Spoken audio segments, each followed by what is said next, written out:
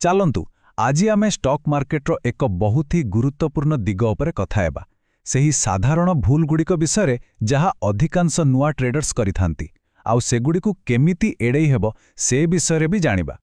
ତେବେ ଏମିତି କ'ଣ ଅଛି ଯାହା ଭାରତର ପ୍ରାୟ ସବୁ ନୂଆ ଟ୍ରେଡରଙ୍କୁ ଯୋଡ଼ିଥାଏ? ହଁ, ଟଙ୍କା ରୋଜଗାର କରିବାର ଆଶା ତ ଅଛି, କିନ୍ତୁ ଏହା ଛଡ଼ା ଆଉ ଗୋଟେ ଦୁର୍ଭାଗ୍ୟପୂର୍ଣ୍ଣ ସତ୍ୟ ବି ଅଛି। ଆଉ ଜାଣନ୍ତି, ଏଇଟା କିଛି କୋଇନ୍ସିଡେନ୍ସ ନୁହେଁ, ଏଇଟା ଗୋଟେ ପ୍ୟାଟର୍ନ। କିନ୍ତୁ ଭଲ ଖବର ହେଉଛି ଯେ ଏହି ପ୍ୟାଟର୍ନକୁ ଭାଙ୍ଗି ହେବ। ଯଦି ସଠିକ୍ ଜ୍ଞାନ ଆଉ ଅନୁଶାସନ ଥାଏ, ତେବେ ଏହି ମହଙ୍ଗା ଭୁଲଗୁଡ଼ିକୁ ସମ୍ପୂର୍ଣ୍ଣ ରୂପେ ଏଡ଼ାଇ ଦିଆଯାଇପାରେ। ତେଣୁ ଆଜି ଆମେ କେବଳ କ'ଣ କରିବନି ସେ ବିଷୟରେ କହିବାନି, ବରଂ ଆମେ କଥା ହେବା କିଭଳି ଏକ ବିଶୃଙ୍ଖଳିତ ଭାବନାକୁ ଗୋଟେ ସଲିଡ୍ ଷ୍ଟ୍ରାଟେଜିରେ ବଦଳେଇ ହେବ, ଯାହା ସଫଳତା ପାଇଁ ଏକ ଦୃଢ଼ ଢାଞ୍ଚା ତିଆରି କରିବ। ପ୍ରଥମ ଆଉ ସବୁଠୁ ବଡ଼ ଭୁଲ, ବିନା କୌଣସି ମ୍ୟାପ୍ରେ ସିଧା ମାର୍କେଟ ଭିତରକୁ ପଶିଯିବ। ଆଉ ଏଇଠୁ ହିଁ ସବୁ ଗଡ଼ବଡ଼ ଆରମ୍ଭ ହୁଏ। ଯେତେବେଳେ ଲୋଭ କିମ୍ବା ଡର ଭଳି ଇମୋସନ୍ସ ଷ୍ଟ୍ରାଟେଜିର ଜାଗା ନେଇଯାଏ, ସେତେବେଳେ ଆର୍ଥିକ ନିଷ୍ପତ୍ତିଗୁଡ଼ିକ ବିପଦପୂର୍ଣ୍ଣ ହେବା ଥୟ।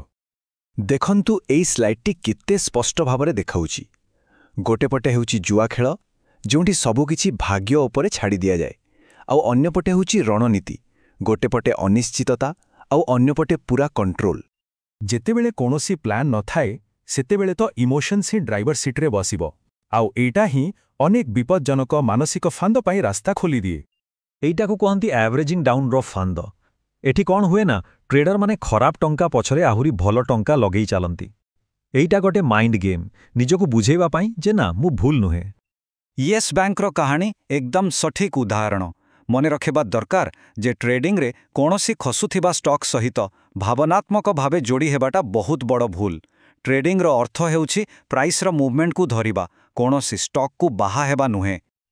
ଆଉ ଦ୍ୱିତୀୟ ଫାନ୍ଦଟା ହେଉଛି ଫୋମୋ, ମାନେ fear of missing out. Telegram, ୟୁଟ୍ୟୁବରେ ଲୋକଙ୍କୁ ଲାଭ କରୁଥିବାର ଦେଖିଲେ ମନରେ ଗୋଟେ ଡର ଆସିଯାଏ। ଆରେ, ମୁଁ କାଳେ ପଛରେ ରହିଗଲି? ଆଉ ସେଇ ଡରରେ ଲୋକେ ଚଲନ୍ତା ଟ୍ରେନ୍କୁ ଡେଇଁ ପଡ଼ନ୍ତି। ଆଉ ଏହି କଥାଟି ହିଁ ଏହାର ସମାଧାନକୁ ବହୁତ ସୁନ୍ଦର ଭାବରେ ବୁଝାଉଛି। ଶେଷରେ ଡିସିପ୍ଲିନ୍ ଆଉ ଧୈର୍ଯ୍ୟ ହିଁ ଜିତେ। ସବୁ ସୁଯୋଗ ଧରିବା ଜରୁରୀ ନୁହେଁ, କିନ୍ତୁ ଭୁଲ ସୁଯୋଗରୁ ଦୂରେଇ ରହିବାଟା ବହୁତ ହିଁ ଜରୁରୀ।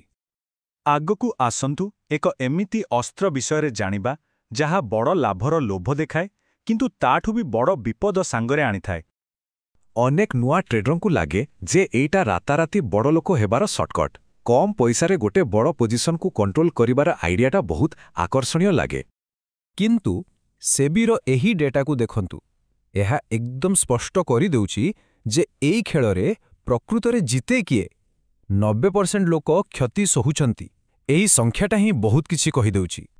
ତେଣୁ ମୂଳ କଥା ହେଉଛି ଯେ ଯଦି ପର୍ଯ୍ୟାପ୍ତ ଜ୍ଞାନ ଆଉ ଅଭିଜ୍ଞତା ନାହିଁ, ତେବେ ଲିଭରେଜ୍ ଲାଭଠୁ ଅଧିକ କ୍ଷତି ହିଁ କରେଇବ। ଏଇଟା ଠିକ୍ ସେଇ ନିଆଁ ଭଳି, ଯାହାକୁ ଠିକ୍ସେ ବ୍ୟବହାର ନ କଲେ ସେ ନିଜ ଘରକୁ ହିଁ ପୋଡ଼ିଦିଏ। ଆଉ ଏହି ସବୁ ଆମକୁ ଆଣି ପହଞ୍ଚାଇ ଦେଉଛି ଟ୍ରେଡିଂର ସବୁଠୁ ବଡ଼ ଚ୍ୟାଲେଞ୍ଜ ପାଖରେ, ଆଉ ସେଇଟା ହେଉଛି ନିଜ ମନ ଉପରେ କାବୁ ପାଇବା। ଏହି ତିନୋଟି ଭାବନା, ଲୋଭ, ଭୟ ଆଉ ଅହଙ୍କାର, ଏଗୁଡ଼ିକ ହିଁ ପ୍ରାୟ ସବୁ ଟ୍ରେଡିଂ ଭୁଲ ପଛରେ ଥାଆନ୍ତି। ପ୍ରକୃତରେ ଦେଖିବାକୁ ଗଲେ ବଜାର ନୁହେଁ, ବରଂ ନିଜର ଏହି ଇମୋସନ୍ସ ହିଁ ସବୁଠୁ ବଡ଼ ଶତ୍ରୁ। ତେବେ ସମାଧାନ କ'ଣ? ଆତ୍ମସଚେତନତା। ଗୋଟେ ଟ୍ରେଡିଂ ଜର୍ନାଲ ରଖିବା ଦରକାର। ଏଥିରେ କେବଳ ଟ୍ରେଡ୍ର ହିସାବ ନୁହେଁ, ବରଂ ଟ୍ରେଡ୍ ନେବାବେଳେ ମନରେ କି ଭାବନା ଆସୁଥିଲା, ତାକୁ ବି ଲେଖିବାକୁ ହେବ। ଏହାଦ୍ୱାରା ନିଜର ଭୁଲ ପ୍ୟାଟର୍ନକୁ ଧରିହେବ, ଠିକ୍ ନିଜର ଡାକ୍ତର ନିଜେ ହେଲା ଭଳି। ଚାଲନ୍ତୁ ଶେଷରେ ଏହି ସବୁ ଶିକ୍ଷାକୁ ଏକାଠି କରି ଗୋଟେ ଡିସିପ୍ଲିନ୍ ଆପ୍ରୋଚ୍ ତିଆରି କରିବା, ଯେଉଁଥିରେ ଟ୍ରେଡିଂର କିଛି ପ୍ରାକ୍ଟିକାଲ ନିୟମ ବି ସାମିଲ ଥିବା। ଆଉ ଗୋଟେ ବହୁତ ଗୁରୁତ୍ୱପୂର୍ଣ୍ଣ କଥା ହେଉଛି ଟ୍ୟାକ୍ସ। ଯଦି ଟ୍ୟାକ୍ସକୁ ହିସାବକୁ ନିଆ ନ ଯାଏ, ତେବେ ଗୋଟେ ଭଲ ଷ୍ଟ୍ରାଟେଜି ବି ଫେଲ୍ ହୋଇପାରେ। ତେଣୁ ଏହି ନିୟମଗୁଡ଼ିକୁ ଜାଣିବା ଆଉ ବୁଝିବା ନିହାତି ଜରୁରୀ। ମନେ ରଖିବାକୁ ହେବ ଯେ ଲାଭରେ ଗୋଟେ ଭାଗ ସରକାରଙ୍କର। ଏଇଟା ହେଉଛି ଜଣେ ଟ୍ରେଡରର ନିୟମାବଳୀ। ଏହି 4ଟି ନିୟମ ହିଁ ଜଣେ ବିଶୃଙ୍ଖଳିତ ଜୁଆଡ଼ିକୁ ଜଣେ ଅନୁଶାସିତ ଟ୍ରେଡରରେ ପରିଣତ କରିବାର ରାସ୍ତା ଦେଖାଏ। ଆଉ ଏଇଟା ହିଁ ସଫଳତାର ପ୍ରକୃତ ଚାବିକାଠି। ଶେଷରେ ଗୋଟିଏ ପ୍ରଶ୍ନ ନିଜକୁ ପଚାରିବା ଦରକାର, ଲକ୍ଷ୍ୟ କ'ଣ?